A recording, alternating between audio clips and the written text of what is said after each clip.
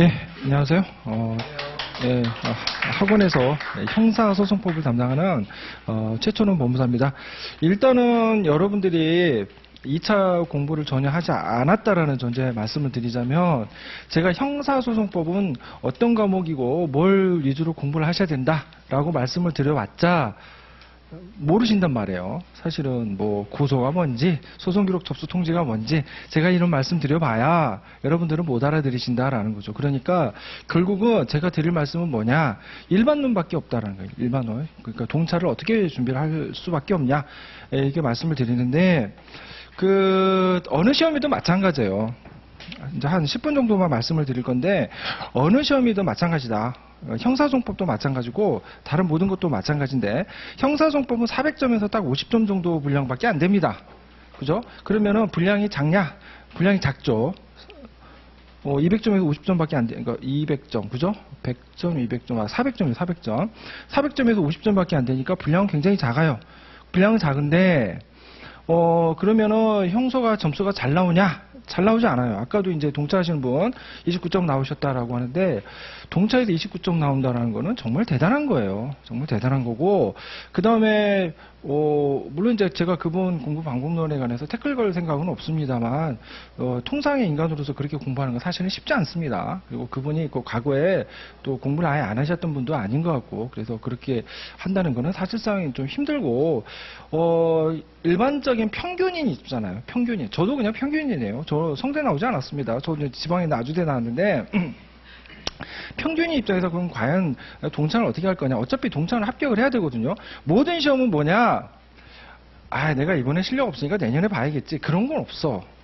그냥 올해 시험 보면 올해 그냥 무조건 합격하는 거야. 합격을 하는데, 나의 기본적인 공부의 소양이 있어요. 공부의 소양이 있고, 그 다음에 내가 가지고 있는 기본적인 자질이 있어. 그럼 그냥 가장 일반적인 평균인인 입장에서 나는 형사소송법을 과연 어떻게 공부를 할 것이냐, 문제가 되는데, 제일 중요한 게 뭐냐. 모든 시험은 다 마찬가지지만, 제가 여기 강사 입장으로 있는 게 아니고, 제가 여러분들 먼저 공부한 입장에서 지금 말씀드리는 형사소송법과 관련해서 제가 말씀드려봐야 무슨 말인지 못 알아들으실 거니까, 제일 중요한 게 뭐냐. 항상 기출문제예요. 기출문제.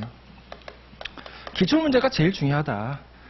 기출문제가 중요한데, 시험의 출제를 어디서 하냐면, 변호사 시험은 누가 출제합니까? 저번에 이제 법률저널 기사를 보니까 75% 이상, 출제위원회 75% 이상이 로스쿨 교수들이 한단 말이에요. 로스쿨 교수들이. 그죠? 로스쿨 교수에는 물론 이제 법률 신문가도 있겠지만, 대학에서 학예를 전공하신 분들이 대다수 많다라는 말이에요. 그래서 출제를 어디서 하냐? 변호사 시험은 로스쿨 교수들이 합니다. 그러면은 우리 법무사 시험은 누가 출제해요? 법원행정처에서 합니다. 법원행정처에서. 그러면 법원이 바라보는 형사소송법하고 로스쿨 교수들이 바라보는 형사소송법이 같을까요? 다를까요? 다릅니다.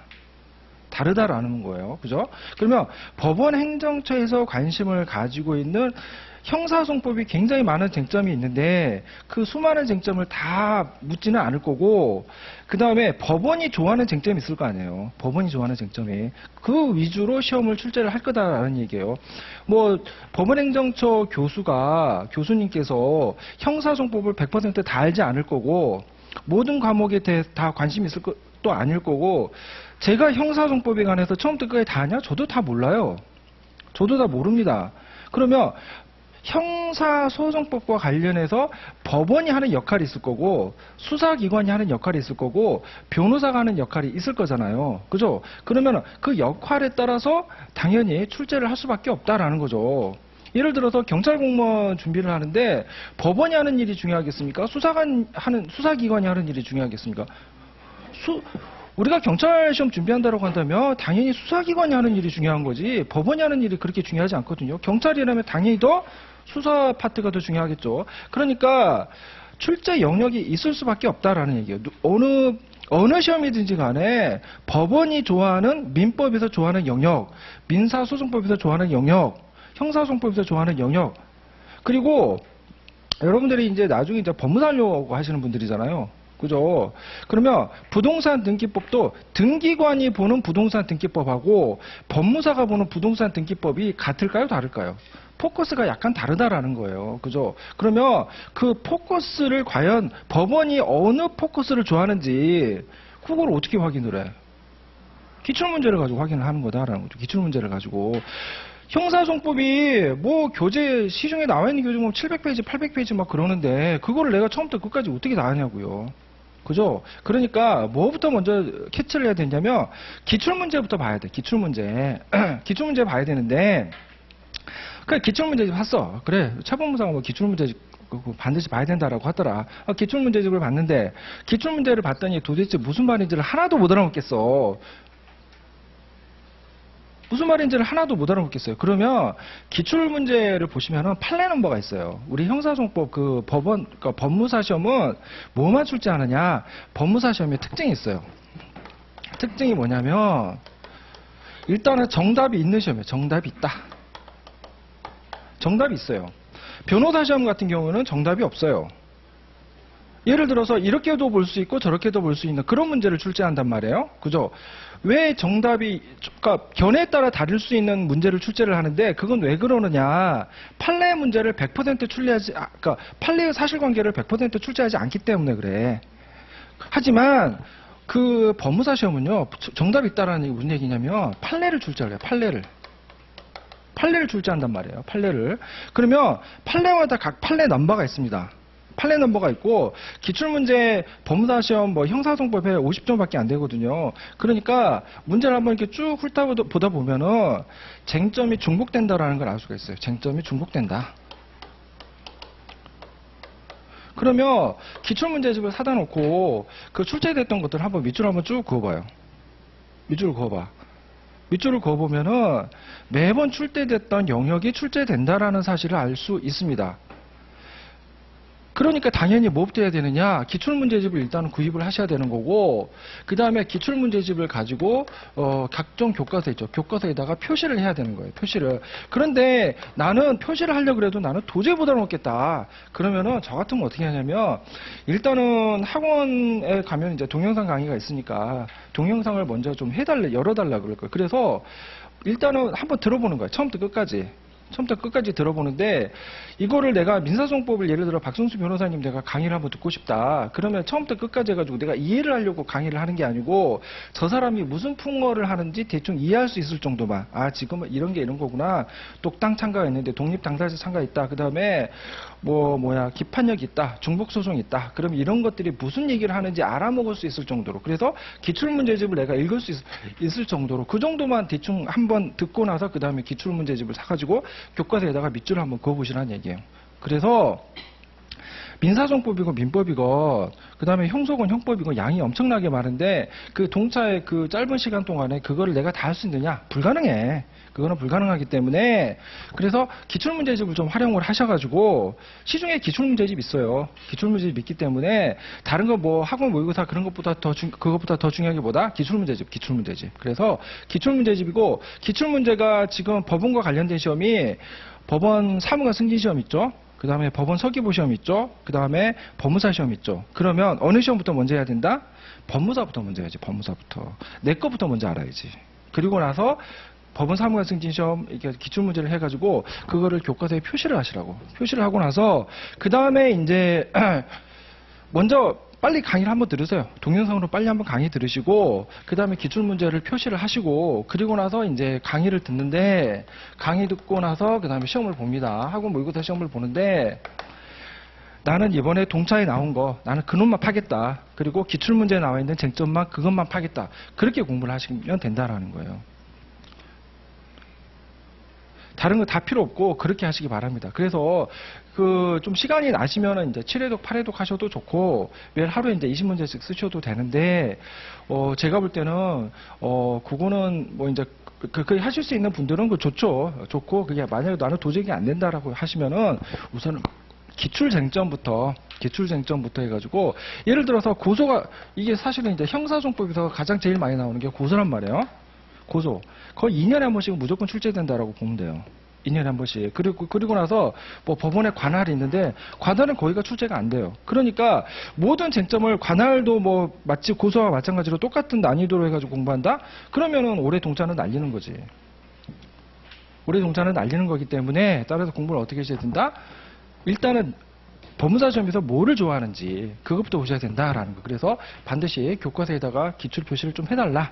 그거 이거 위주로 좀 공부를 하시라. 그리고 똑같은 문제가 출제되지는 않습니다. 그렇기 때문에 하지만은 쟁점은 같아요.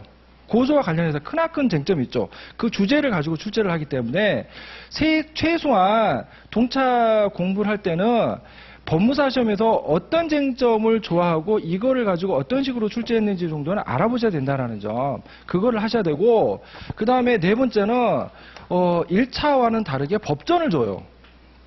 법전을 줍니다. 그러니까 항상 조문을 가지고 보셔야 돼. 교과서에 뭐 이렇게 조문 나와 있고 내용 나와 있다. 그러면 그것만 가지고 하면 되겠네? 조문이 한두 개야 말이지. 조문이. 그러니까 항상 조문을 보는 연습을 하시고, 그 다음에 조문을 볼 때는 어떤 식으로 조문을 보셔야 되냐면 연상 작업을 하셔야 돼요. 연상 작업. 이 조문은 대충 어느 위치에 있다. 그런 주소를 확인하는 그런 절차를 계속 하셔야 된다라는 거예요. 그죠? 예를 들어서 고소 파트가 형사소송법에 이제 조문에 있겠어요, 없겠어요? 당연히 있습니다. 그러면 이 고소 파트, 야, 몇 조야? 라고 하면 저도 잘 몰라요.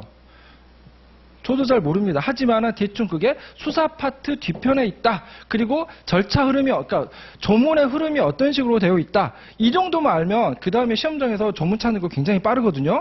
그죠? 아까도 말씀하신 게 미성년자 조문 잘 모르시잖아요. 그래가지고 헤맸다라고 하셨는데, 그런 거를 방지하기 위해서는 어떤 식으로 해야 되느냐, 조문의 흐름을 대충 알아야 된다라는 거예요. 조문의 흐름. 민법 조문, 민법 총칙 조문은 대체적으로 어떻게 흘러가는지, 민소 조문은 어떻게 흘러가야 되는지 조문의 흐름을 알아시고, 그 다음에 시험장 가셔가지고 관련 쟁점이 나왔다. 그러면 조문 찾아보기 쉽단 말이에요. 그래서 반드시 법전을 확인하셔야 된다라는 점.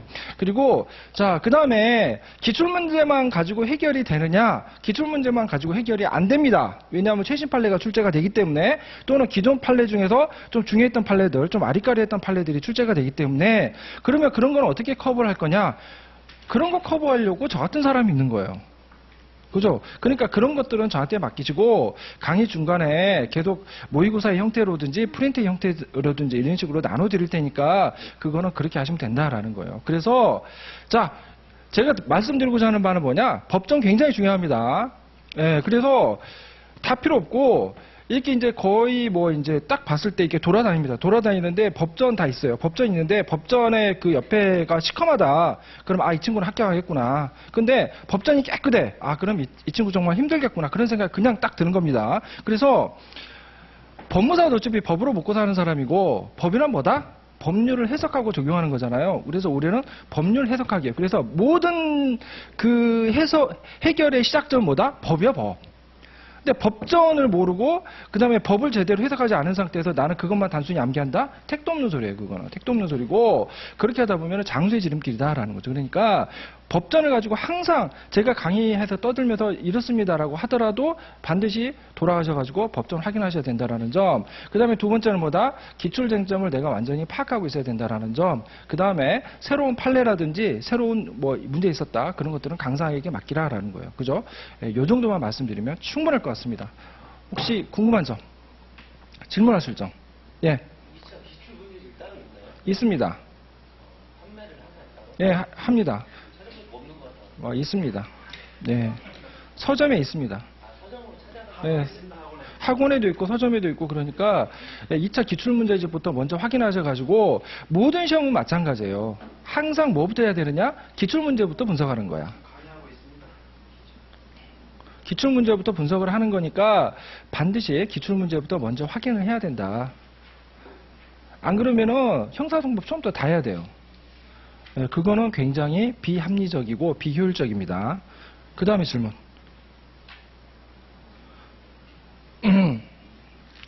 아무튼 믿고 와보세요. 잘 해드릴 테니까. 뭐 잘 해드릴 테니까. 그리고 뭐 자랑하자면은 학원 3순환 모의고사 했는데 거기서 최소 한 문제 이상 출제가 됐습니다. 지금까지. 그러니까 걱정하지 마시고 따라오시라고. 그리고 그 전에 먼저 뭘 해야 된다? 나부터 노력을 해야 되는데 기출문제 분석부터 하자라는 거. 그래서 교과서에 반드시 넣자. 그리고 일단 근원부터 먼저 패는 거야. 그죠? 그놈부터 먼저 패. 그리고 나서 주변을 이렇게 널리는 거지. 처음부터 나는 끝까지 처음부터 끝까지 다 해야겠다. 그럼 이제 장소의 지름길이죠. 그죠? 그래서 먼저 기출문제부터 보는데 법원행정처에서 출제하는 것부터 먼저 보자. 라는 겁니다. 그래서 그놈부터 보세요, 먼저. 그리고 답안지는 학원 모의고사에서 답안지 쓰는 연습하는 걸로 충분하고, 아까도 말씀하셨지만, 어떤 형식으로 하는지 중요하지 않습니다. 그리고 답 틀려도 괜찮아요. 그런데 안에 논거 있죠, 논거. 논거 보면 이 사람이 공부했는지 안 했는지 충분히 알 수 있습니다. 그러니까 그 정도에서 전혀 걱정하지 마시고, 답 틀리면 걱정하지 마시고, 일단 믿고 한번 따라와 보세요. 그 말씀밖에 드릴 말씀이 없네. 여러분들이 법무사가 되고자 하는 게 어차피 전문가가 되고 싶은 거잖아요. 아까도 지금 저희 사무실에서 지금 계약서 가지고 막 왈가왈부했는데, 계약서에 귀택사유가 을이 있을 때 갑이 을에게 돈을 지급한다는 내용의 계약서가 있더라고. 말도 안 되는 계약서가 있는데, 그런 거는 뭐예요? 전문가한테 안 맡기니까 그러는 거야. 그래서 한번 맡기시기 바랍니다. 더 이상 질문 없으면 내려가도록 하겠습니다. 감사합니다.